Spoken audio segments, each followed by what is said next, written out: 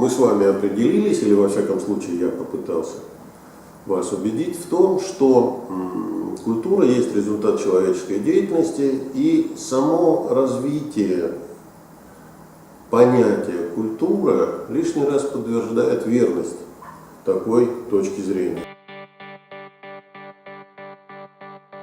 Потому что сам этот термин латинский, он возникает еще в Древнем Риме, и в классической латыни понятие культура означало отнюдь не то, что мы с вами сегодня вкладываем в этот смысл, и вряд ли кто-то из древних латинян стал бы употреблять это слово, когда речь идет о литературе, об искусстве. Культура в первоначальном смысле означала возделывание, обработку, и прежде всего обработку земли. Тяжелый, неблагодарный физический труд, и в классической латыни понятие культова чаще всего употреблялось в паре со словом агрикульт, обработка и возделывание земли. И впервые слово культура прозвучало рядом со словом духовность в самом конце истории Древнего Рима, в знаменитых тускуланских беседах великого римского мыслителя и ритора Цицерона прозвучала фраза «культура аними ауто философия эст», что в переводе означает «но культура духа есть философия». То есть впервые слово «дух» и слово «культура» оказались в одной сцепке. Но мы с вами знаем, что Цицерон был же великий, так сказать, фокусник слова, и в данном случае он применил это выражение как образное. И если мы попытаемся эту фразу «культура аними ауто философия эст» перевести на русский недословно к тому смыслу, который вкладывал в нее древний автор, то получится значительно более многословная конструкция. Я бы тогда сказал приблизительно так, что ровно настолько, насколько земля для того, чтобы она дала всходы, требует упорного труда, точно так же и духовная деятельность, чтобы она дала результаты, требует труда, и лучшим видом такого труда Цицерон полагал философию. Кстати, в этом он принципиально отличается от современного российского студенчества, ну, с Цицероном.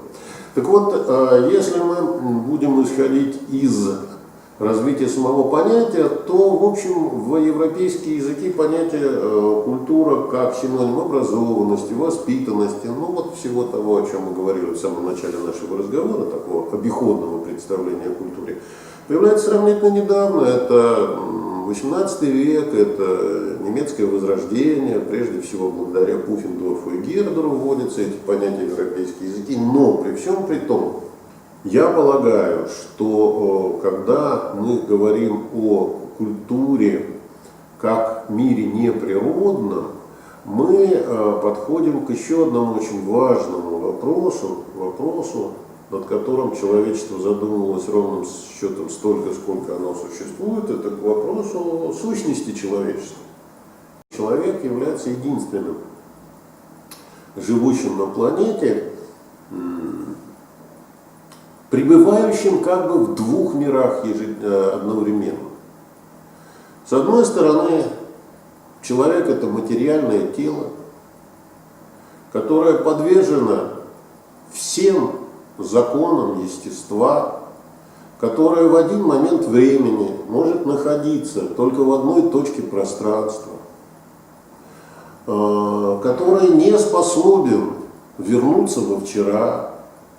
И если я сейчас нахожусь в этой аудитории и беседую с вами, то это значит, что в то же самое время находиться, допустим, у себя на работе и что-то там обсуждать со своими студентами я уже не могу никак.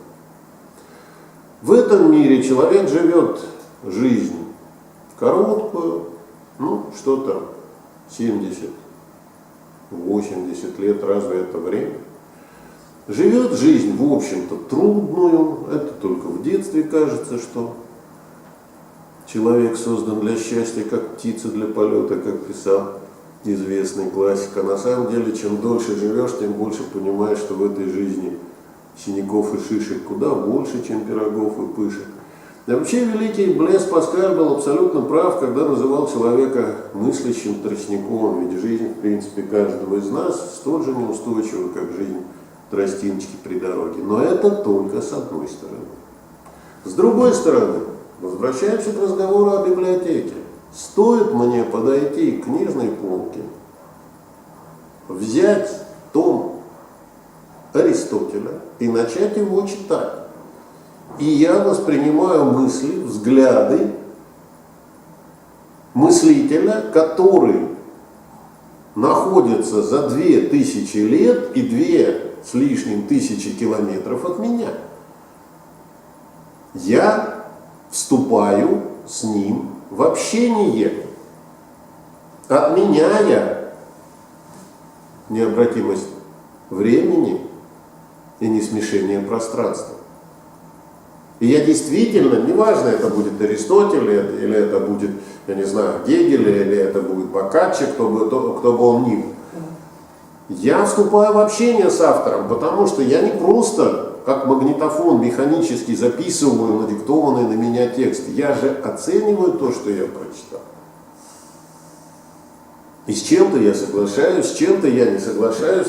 Да, это скрытый диалог. Я не говорю Гомеру, что он не прав, глядя в глаза Гомера, тем более, что он все равно бы меня не смог увидеть, как известно, он был великим слепцом.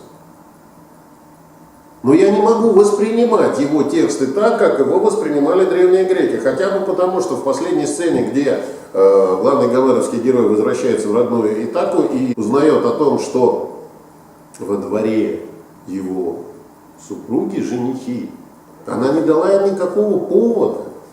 Она, наоборот, придумала этот самый знаменитый ковер, который она днем ткет, а ночью распускает, потому что только после того, как он будет соткан, она сможет дать ответ претендентам на ее руку, а она не намерена это делать, но я не буду вам рассказывать. Гомера это все надо читать, а не меня слушать. Но сам факт достаточен для того, чтобы грозный муж взял свой страшный лук и пошел, извините меня, на разборку. С кем? Со всеми, включая Пенелопу. И это после того, как сам Одиссей, прежде чем вернуться в родной дом, завис на острове у Калипса. Для древних греков понятно, потому что в сознании древнего грека мужчина и женщина – это не равные существа. Но я-то на это смотрю своими глазами, и я, естественно, про себя думаю, Гомер, тут ты не прав. Можно на эту тему иронизировать, можно нет. Речь не об этом. Речь о том, что культура приобщает нас к вечности. И одним из наиболее распространенных средств приобщения к вечности становится книга и ее вместилище и хранилище. Конечно, не только книга. Это относится в целом к искусству, потому что достаточно мне прийти в тот же самый Нестеровский музей и подойти к видению пророка Варфоломея, и я начинаю воспринимать те взгляды, эмоции, мысли, которые мне передает Нестеров, хотя его уже давно нет. А когда я сажусь в кресло в театре оперы и балета и начинаю смотреть, скажем, то же самое «Лебединое озеро», я воспринимаю те эмоции и чувства, которые мне передает Петр Ильич Чайковский, хотя его, насколько я знаю, никогда в Уфе не было, и вообще нас уже разделяет много-много времени. Это в целом характерно для искусства. Но если мы будем говорить о книге, то с древними этапами человеческой истории нас объединяют только тексты. Нас объединяют только тексты, хотя бы потому, что археологические находки, они все-таки больше нам говорят о следах материальной культуры, о духовной составляющей нам говорит книга. И я еще раз подчеркиваю, в таком случае человек становится приобщен к вечности. Вот тот самый мыслящий тростник, о котором мы с вами говорили, жизнь которого коротка и полностью подчинена законам естества, он становится бессмертным во времени.